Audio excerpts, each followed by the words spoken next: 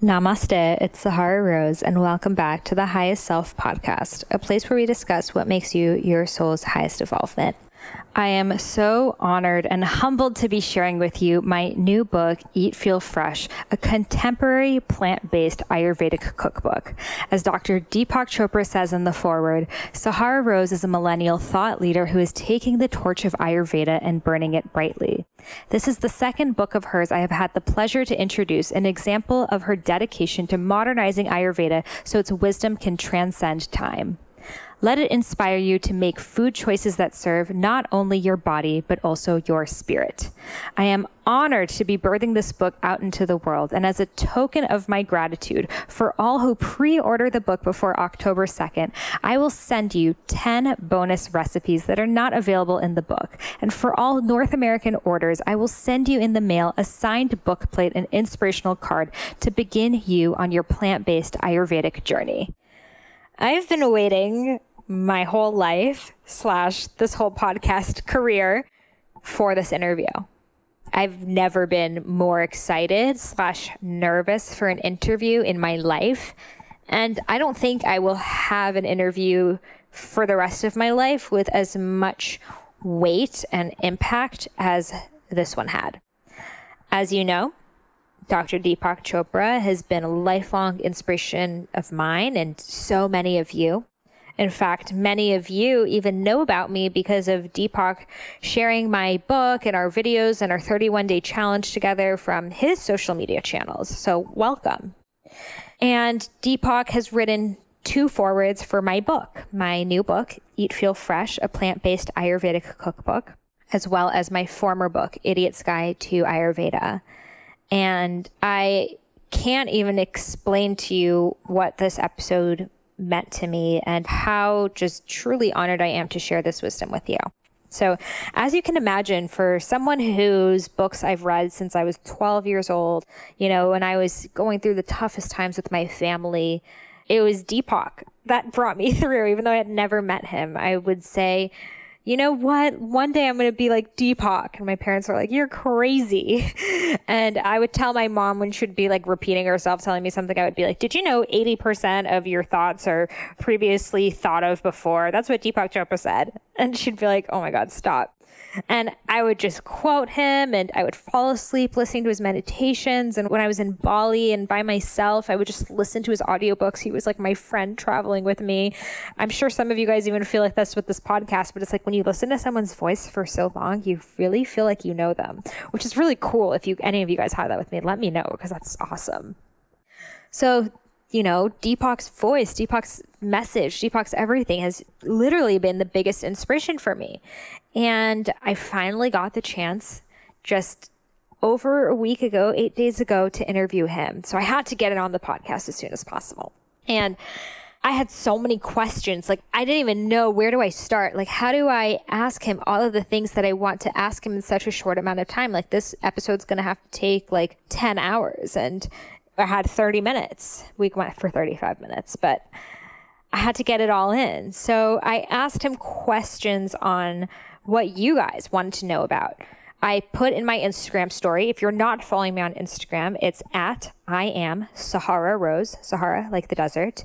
And I made a poll, just like I do with every guest I have here. I make a poll on my story and I say, what questions do you guys have? And you guys had some awesome questions. So for this episode, I brought together the questions of your guys, mine, that I thought were the best, the most impactful, that will really help us find our Dharma. So I ask him, how do you balance doing and being? Because as we know, Deepak is a spiritual teacher. He is someone who's thoroughly brought meditation to the Western world and popularized it.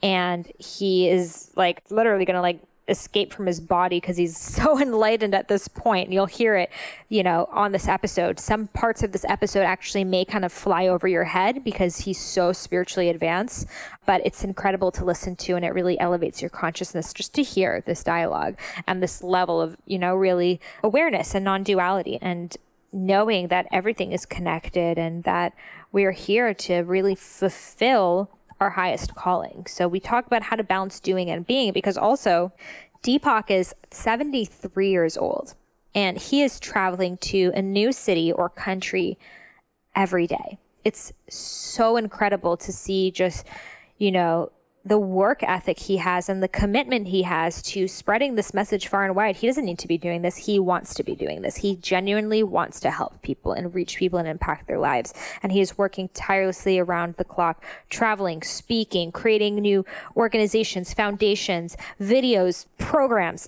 Oh my gosh, to bring this message out there. So how does he balance the doing and the being? I also wanted to ask him, what does he think? How do we discover our Dharma in his point of view? What is a Dharma in his point of view? He goes deep into that. We talk about what are the meanings of synchronicities. As you know, he has written books on synchronicities and how when we are in alignment with what we are meant to be doing on this world, we are going to be noticing these, what we think are coincidences, but in fact are not coincidental. And something beautiful that he says in this episode that I really want you guys to capture is that we are whole beings connected to nature. And in nature, there's a pattern to everything. There's a pattern to the seasons. There's a pattern to even a leaf, a snowflake. And we are not separate from that. We think, oh, it's just nature, but we're something else. But we are a part of nature. So when we are whole and when we are in alignment with our Dharma, it is only natural for these patterns to emerge. That's not a superordinary thing. That just means you're living life the way that you are meant to be living. And I've shared this on the podcast before, but kind of a life-changing moment for me was last year, a little over a year ago, when I first started working with Deepak, and suddenly my life had changed and everything was moving so fast and all of these incredible synchronicities were happening. And I sent him an email. I was like, hi, Dr. Chopra. I watched your Facebook Live. He does Facebook Lives all the time about synchronicities. And I was wondering if you think that we are meant to always be experiencing life in this flow, really fast moving state, or whether periods of elevating fast need to be balanced by periods of inertia, periods of stillness where we are in our winters of our lives and things aren't really happening for us. Because the way most of us are taught is, well, things can't always be going well, When things are going really well, we're sort of like, oh, we're waiting for that really horrible thing to happen. And he responded. He said, if life isn't always moving in flow, then something is wrong. And it was an aha moment for me because it changed the way that I look at things, that it's not like you go through a period of time that you're meeting all the right people and doing all the right things and your career skyrockets and then suddenly something has to happen and it goes back to where it was before.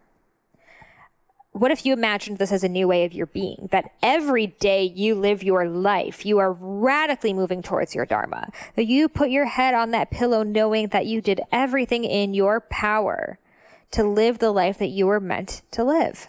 What if that is your reality? What if we shifted I can only experience bliss and joy and kriya flow for periods of time, and we said, no, this is actually how I live my life. And periods of inertia are things that I'm actually going to be in control of. And we control the periods of inertia to something like meditation or a stillness practice instead of a wall placed in front of us that we are not in control of. So that was a huge shift for me. And when we talk about synchronicities and serendipities on this episode. And we also talk about grounding and how grounding really helps with meditation. Deepak has an incredible company called Inner Space, and they have different grounding mats, which I use on my bed and I sit on my chair, and it brings the ions that replicate the ions of Earth's natural energy to wherever you are. So you can be lying down, sitting, and you're still grounding yourself without having to go outside. Again, it's not a replacement for going outside. Still go outside, connect to nature, walk with your feet in the soil, try to take off your shoes, hug a tree. That's why people hug trees. Oh my God, it's so healing. Walk on a beach, walk on dirt. When I was at the retreat center up north, when I was interviewing him this week, I went hiking barefoot, and it was so healing because I was just tapping into the negative ions of the earth to rebalance my positive ionic charge. So we talk about grounding, and at the end of this episode, I'm going to be offering you a special discount to receive the Inner Space product so you can get your own grounding mat. So I don't need to introduce this man. He's written over 80 5 books, multiple New York Times best-selling ones. He is listed as one of Time Magazine's most influential people. He is truly a forefather of meditation, consciousness, and Ayurveda to the West. Oh, and by the way, guys, he also shares with us his dosha on this episode. Without further ado, let's welcome Dr. Deepak Chopra to the Highest Self podcast. Welcome, Deepak, to the Highest Self podcast. It's so great to have you here. Thank you. So the first question that I would love to ask you is, what makes you your highest self? What makes you your highest self is not being beholden to the hypnosis of social conditioning. So as long as you are enrolled in the ideas of the collective consciousness that have created the world we have right now, extinction of species and climate change and war and terrorism and eco-destruction and mechanized death. This is the social construct generated in collective consciousness, which is creating the nightmare that could end in human extinction and other extinction. So what is the highest self? The highest self is that which is not bamboozled by the hypnosis of this kind of conditioning, which is very deep. It's cultural, it's social, it's economic, it's historical, it's religious, it's mythical, and in many cases it's ideological in that it comes from a certain framework of thinking, whether that's political ideology like communism or democracy, or economic ideology like capitalism, or how money is generated that leads to social and economic disparities. All this is not representing the highest self. The highest self is not represented in the collective ego mind.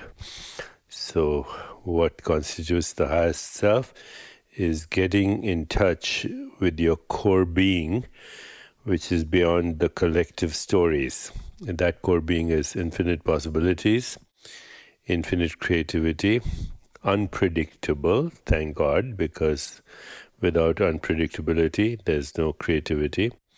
It has infinite imagination. It is correlated, entangled with everything that exists, therefore synchronistic.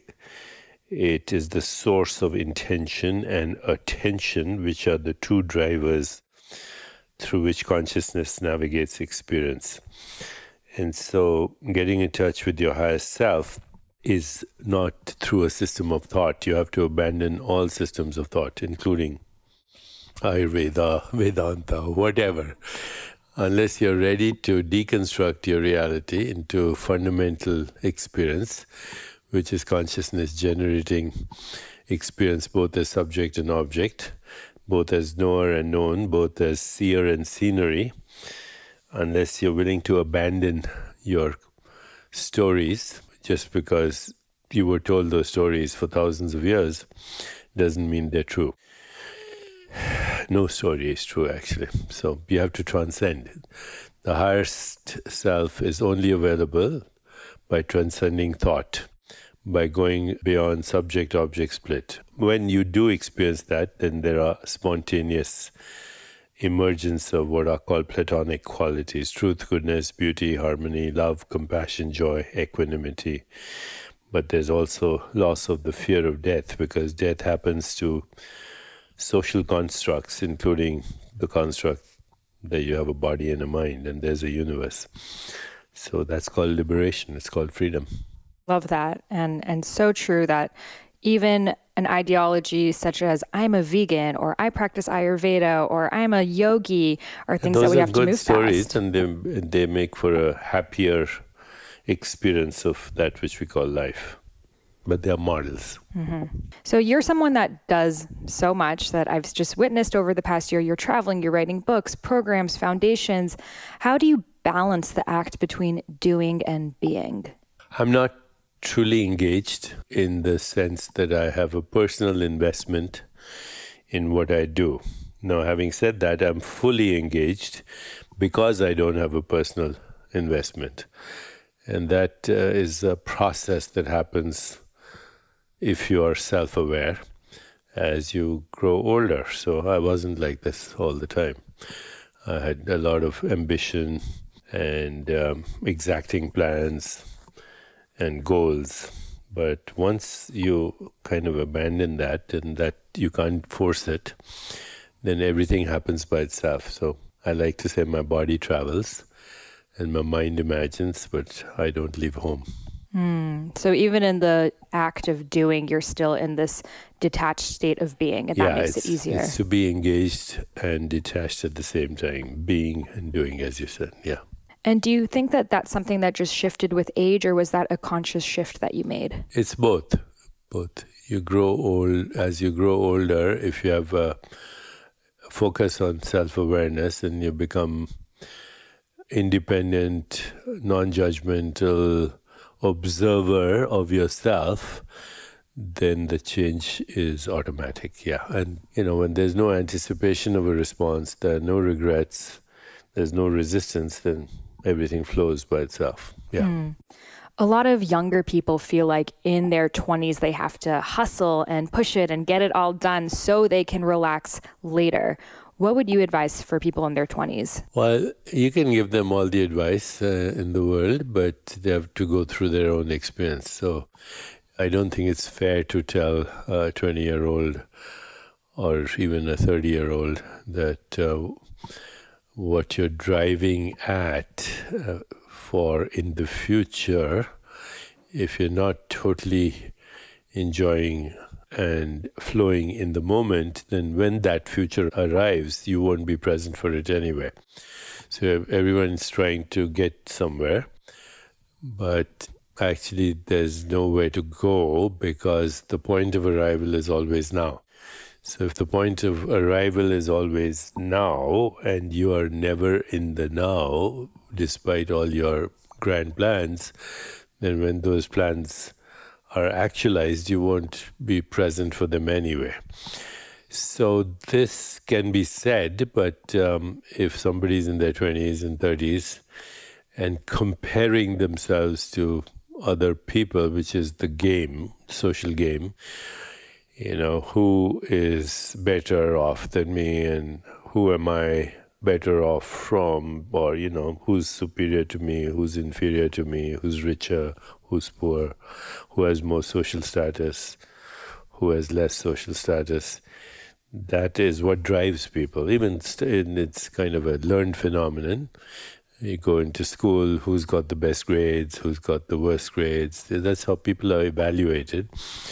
They're not evaluated for who they are, but what they do and the social construct on what that doing means. Then it's almost inevitable that they have to go through this journey. You go through kindergarten, now you're in junior, then you're in junior high, then you're a senior, then you're a college student, now you get a job, then you get married, then you get kids, then you make a living, you do all the things that everybody has done for thousands of years, and then you die. And so 99% of humans will go through that cycle till one day they'll say, what does it all mean? And then they'll start a different journey. But you can't tell somebody that the journey they're on is a never-ending horizon. There's no point of arrival. I mean, if you're a kid, you remember when you were a kid, or if you have kids, they always ask when you're traveling, are we almost there? Well, that's life. You're almost there eternally. And if there is something that you think will, when you get there, you'll be a happier person. You can only be a happy person if you're connected with yourself right now and enjoying this amazing virtual reality that we call everyday reality. And that includes your body is part of that virtual reality. So true. And I think that we all have this, human need to achieve and do more. And then the more conscious we become, the more detached we become from that. And you're just a great example of really being immersed fully in both and also neither in both. Yeah, and it comes with growing up, age, or whatever. So some little attention, intention. I don't think you should force yourself into that experience. Now, all biological organisms, not just humans, all biological organisms are goal-seeking organisms. That's true of an amoeba or a reptile or a snake or a bird. They're all seeking a goal. That's what keeps them alive. However, their goals are, if you were to frame them in human terms, the goals of other species or biological organisms are basically survival and perpetuation of the species. So reproduction, food, and survival, and then reproduction of the species. Human beings, because we imbued raw experience with meaning and storytelling and constructs and context and meaning and relationships, we then have a hierarchy of needs which goes beyond survival, including the need for meaningful relationship, not just relationship, but meaningful relationship. The meaning is imparted by us. And we have need for belonging, tribe. We create tribes, nationalities. Then we go beyond that. We have a need for creativity and self-esteem. And then we have a need for archetypal imagination or consciousness or going beyond personal identity. And then there's the need for transcendence or getting in, being one with the source. So this is a gradual evolution.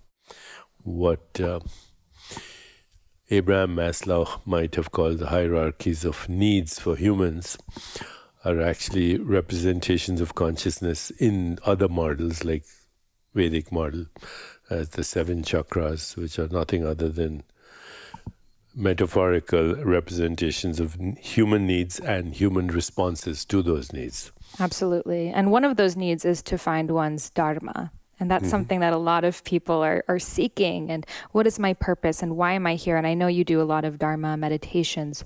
So what would you recommend for people trying to find that? Well, Dharma is such a interesting Sanskrit word. It has no direct translation in English. So you can translate Dharma as purpose, living on purpose. What is the meaning and purpose of my existence? Dharma can also be translated, in one of its versions would be your unique skills and talents, which are unique to you, whatever that is. For you, writing a book, doing these podcasts, exploring Ayurveda, sharing that, teaching that. It's obvious that that's what gives you joy and that's what gives you meaning. So, but that also is a skill, and it's not really a learned skill. It's something that is unique to you. For somebody else, it may be a skill in mathematics or music or dancing or taking care of kids or playing tennis. It doesn't matter. So Dharma then, in a very limited way, is purpose and meaning and skills and talents that are uniquely yours. When you're expressing those unique skills and talents, you experience joy. You also don't think you're working because it's fun. So your vocation is almost, what's his name? Mark Twain used to say, it's like a vacation, always. So your vocation and your vacation are the same thing. You're having a good time. There's no resistance. And you, in fact, might lose track of time. And money and success ultimately is a byproduct. It's not a goal. So money and success is a byproduct of your unique expression. That's one framework of Dharma. But the ultimate meaning of Dharma is to understand how the elements and forces of the universe and the elements and forces in your body-mind system, if you want to call it that, are the same. And once you totally understand that the elements and forces that create what you might call a tree or a cloud or a star or an atom or a body or a brain, they're all actually coming from a single source, then your dharma becomes to align yourself in the bigger framework of elements and forces and live at the level of being and self-awareness so that you can have what is called self-actualization. You can understand who you are beyond the constructs of body, mind, and universe. That's the ultimate dharma, which, again, as a ideology or a concept or a story is called freedom. It's the freedom to be who you are, but also create what you want, to live in that freedom. You know, that freedom, Sanskrit word is called moksha or samadhi, but there's a ways to kind of understand that. Some people say that's my dharma ultimately when I get free of all this. But you can start from there. You can start from samadhi as the base starting point. And then you realize that all you have to do is trace every experience back to its source. Whatever the experience is, trace every experience. Is there sound without hearing? Is there hearing without witness awareness? Is there witness awareness without fundamental consciousness? Any experience you can take, a thought, a feeling, a sensation, a perception. You try tracing back to your source, you end up with that which we call I or me. But the me is not a person. The me is the awareness in which the person and everything that goes along with that person, meanings and relationships and sceneries, they're all a process in that awareness. To identify yourself with that which you are is a process of tracing experience back to its source, understanding that raw experience is generated in you, experienced in you, known in you, and disappears in you, and that you are the field of awareness in which all experience is conceived, constructed, governed, and comes into existence. And that existence has two aspects to it, invisible and visible. In any experience, you are the invisible experiencer. Any observation, you're the invisible observer. Any scenery, you're the invisible seer. To start to anchor yourself in the invisible is to realize that existence is both manifest and unmanifest, and most of it is unmanifest, and it's eternal and it's timeless. And if you get bamboozled by just the impermanent, transient, ephemeral, finite experience and get bound by it, then you'll be a prisoner of what they call karma.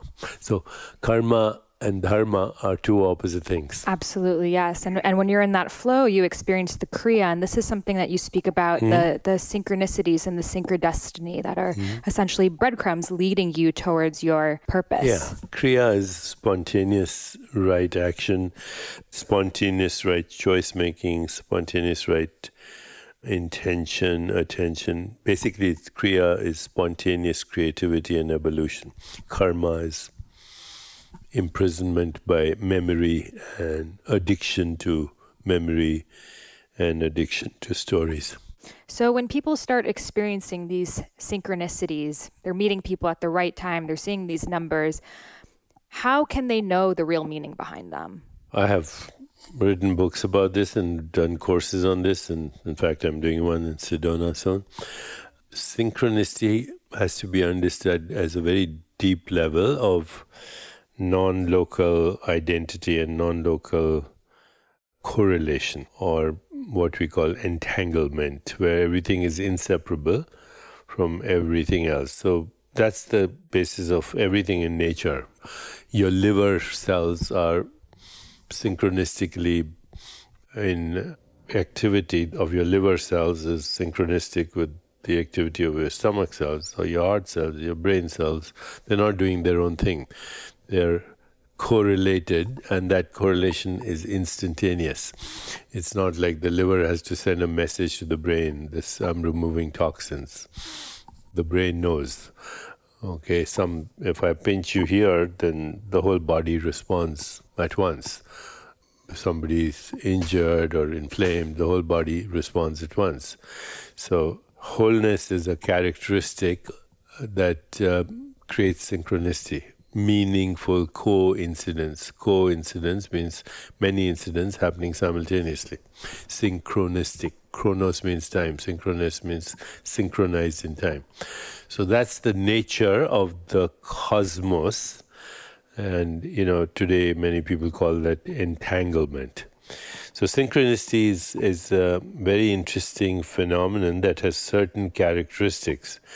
Number one, the synchronicities are acausally correlated around meaning. So one incident doesn't cause the other. They simultaneously co-arise, and they are meaningful to the person.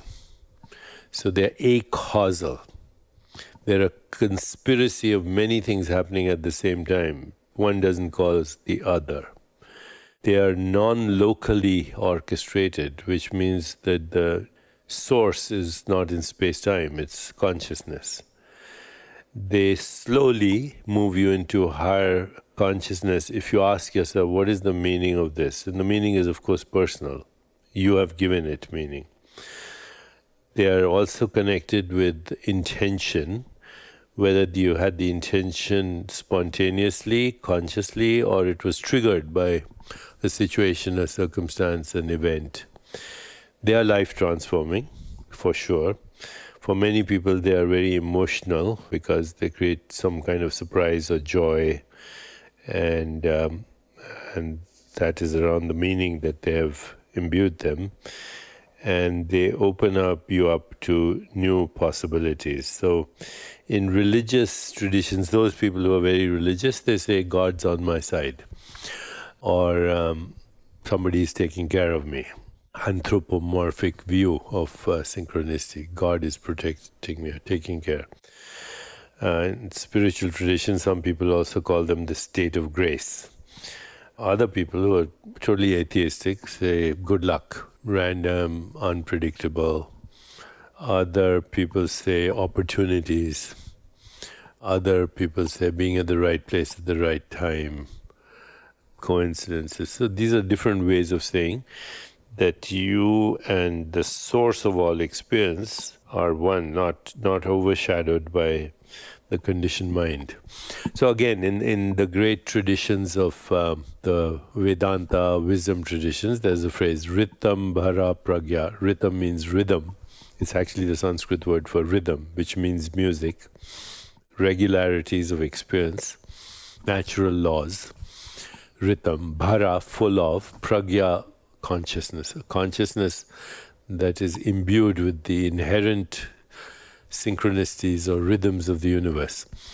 Now again, in the great wisdom traditions, there are sutras to access this. So, even in Patanjali, for example, there's a whole chapter on siddhis and riddhis, which are usually translated as supernormal powers.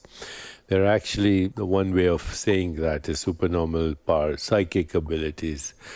That makes it kind of mystical and mysterious, but all they are is dormant, non-local potentials that exist in every consciousness, every biological consciousness, every species of consciousness. Well, as humans, we've given stories to them, but this is the inherent nature of the universe. So, as I said, that there are methodologies.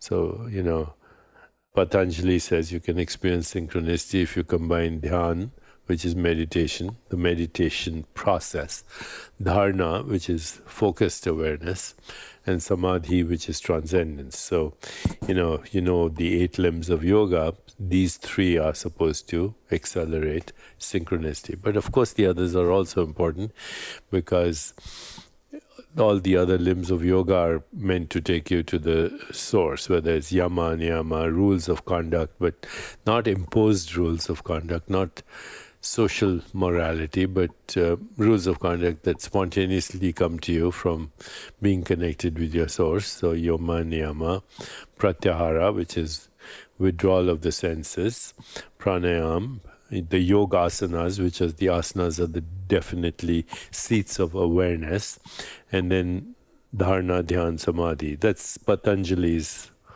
way, and therefore those chapters are very important. Those 2 chapters on the siddhis and riddhis are very important.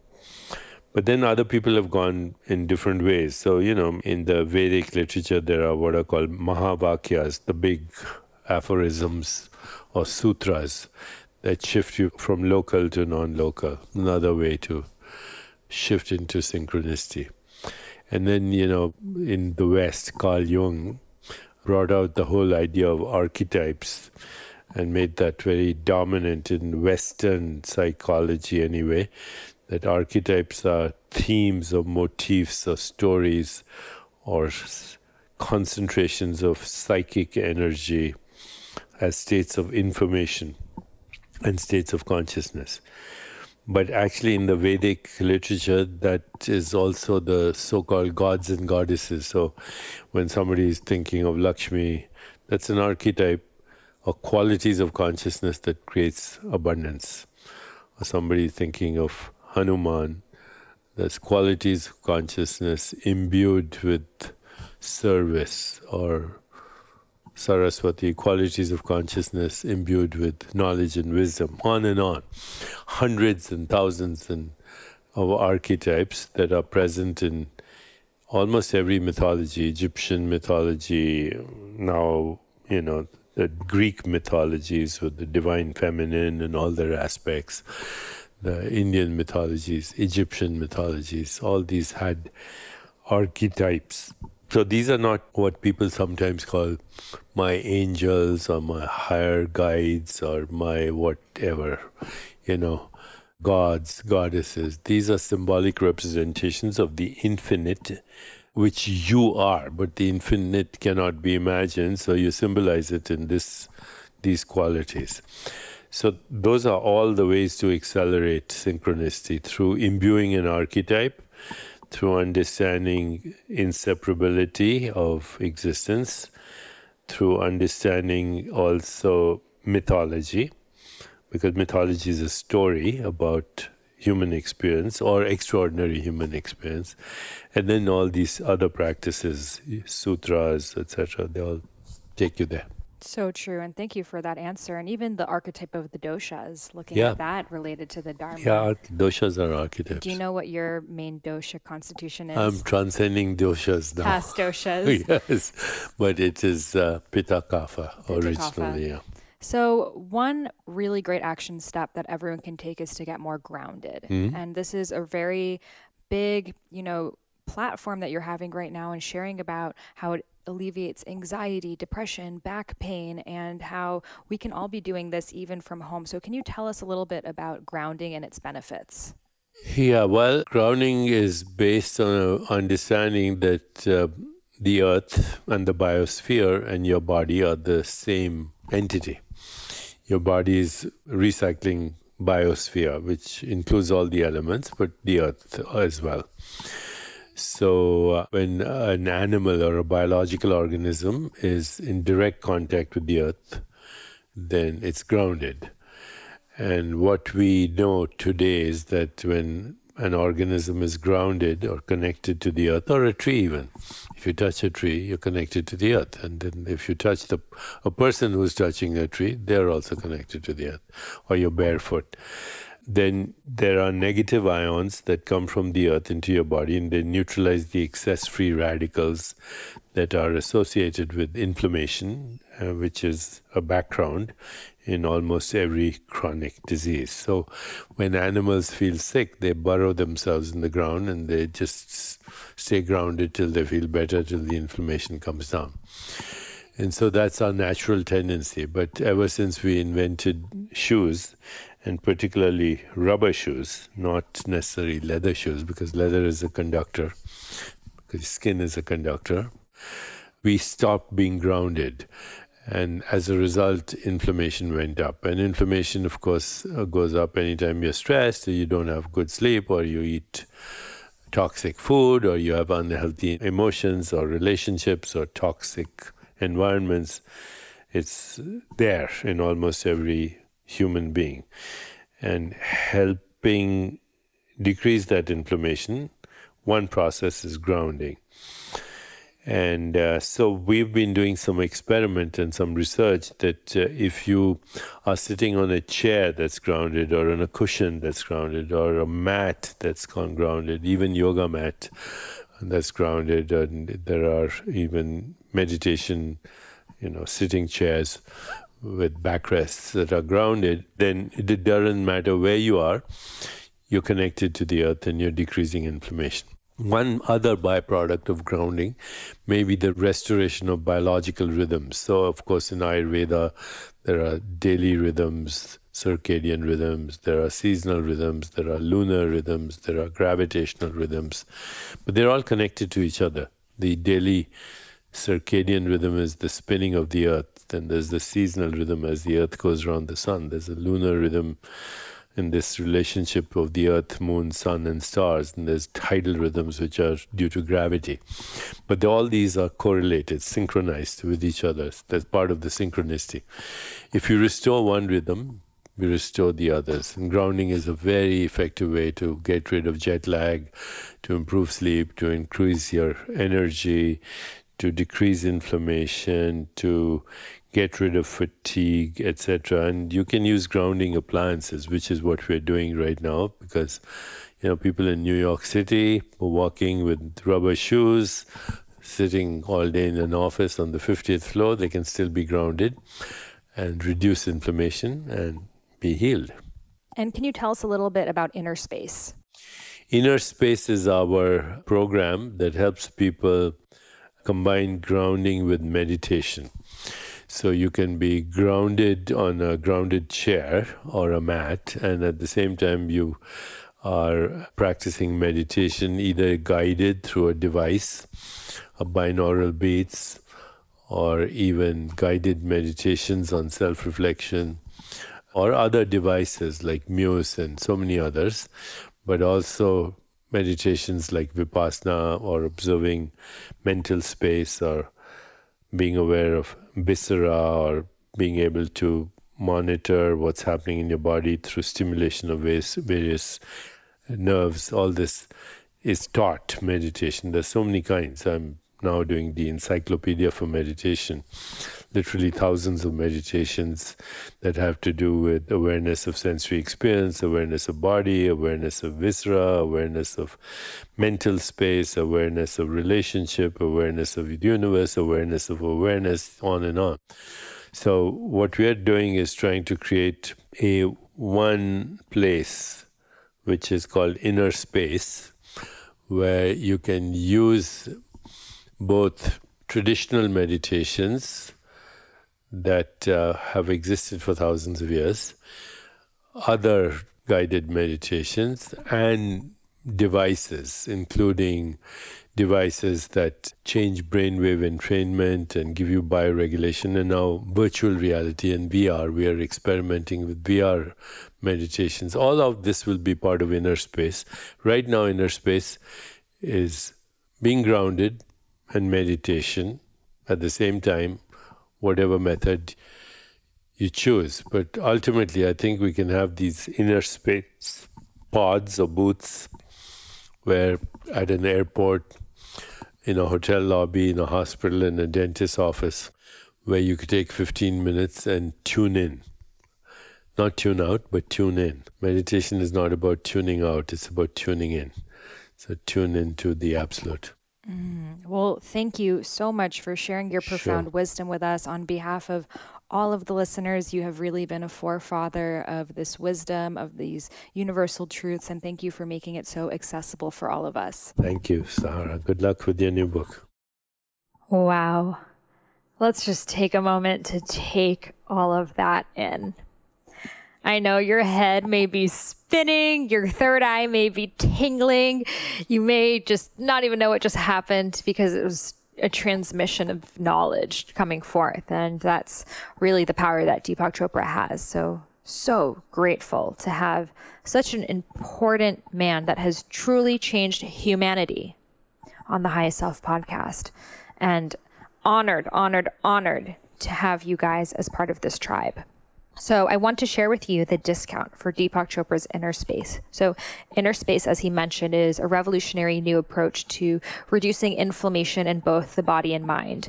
It allows us to restore the natural rhythms in our health by connecting back to earth. And this helps us reduce inflammation, reduce chronic pain, lower stress, and have more restful sleep.